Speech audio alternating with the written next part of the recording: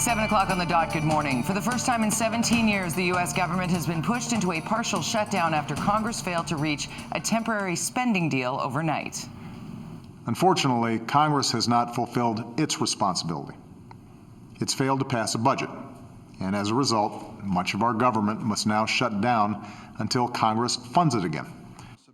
Democrats rejected Republican attempts to tack on a measure to try and derail or delay the Affordable Care Act. Some government offices and national parks will be closed due to the shutdown. Spending for national security and public safety will continue, including pay for military troops. Meanwhile, after 3 years, dozens of Republican challenges and Supreme Court validation, today is a milestone for Obama's Affordable Care Act. The health care law launches today, with Americans able to sign up for coverage. People who don't have access to job-based health insurance can start shopping right away for subsidized private policies. Roughly 48 million Americans are without health care. Breaking news now, a man involved in a hit and run last night in Surrey has turned himself in, according to reports just into our newsroom. News 1130 is reporting he is a 49-year-old from Coquitlam. A 35-year-old woman is in hospital with critical injuries after that incident. Greg Harper joins us now from Surrey with the latest. Greg? Good morning, Jody. We can confirm this. Surrey RCMP saying the driver involved in a hit and run last night here in Surrey has turned himself in. It happened just behind me here on 144th Street. This is the 8200 block. You're looking at where the body of the woman was discovered. A man who lives on the road said he heard a scream and then a thud. He ran out to discover the body of a woman. He immediately called 911. When emergency crews arrived, they found a woman suffering from very serious injuries. She was rushed to hospital. The latest on her condition, according to Surrey RCMP, she is in critical condition. So this is obviously great news for investigators because they had nothing to go on. There was no debris, there was no witnesses, there was no description of the suspect vehicle as well.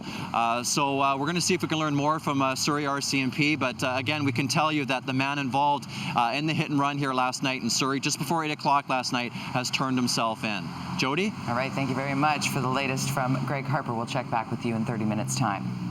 He is facing 10 charges in connection with a fatal accident in Coquitlam, and Corey Sater is fighting all of them. Sater did his best to avoid the media after entering not guilty pleas to all of the charges. The 40-year-old is accused of drunk and dangerous driving in the 2011 deaths of Charlene Rivoli and Laureen Cruz. Rivoli had stopped to help Cruz and her boyfriend, who got into an accident on the Lougheed Highway near Pitt River Road. Sater allegedly slammed into the women before speeding away. This is the second day of the Surrey 6 murder trial in BC Supreme Court. Day 1 started with the Crown laying out its case of how a gangland hit on a rival drug dealer ended with the execution of 6 people. The Crown says 5 people, including 2 innocent bystanders, were killed to ensure there were no witnesses. It's totally very hard and very difficult. Families saw graphic photos of the crime scene and heard how the victims were shot and killed. Bystander Christopher Mohan lived across the hall, and Ed Schellenberg just happened to be doing repair work on a fireplace in the 15th floor condo at the time.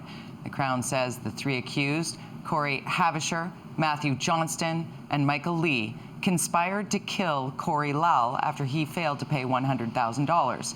They have all pleaded not guilty. A lawyer for one of the accused spoke of his client's innocence.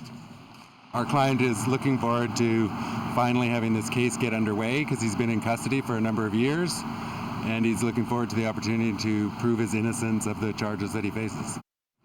The trial could take up to a year and may involve 100 witnesses. Coming up on 7:05, it is time for your sports update. 3 games will kick off the NHL regular season tonight. Montreal hosts the Leafs, Chicago faces the Washington Capitals, and the Winnipeg Jets are up against the Oilers in Edmonton. And tonight will include an official look at hybrid icing.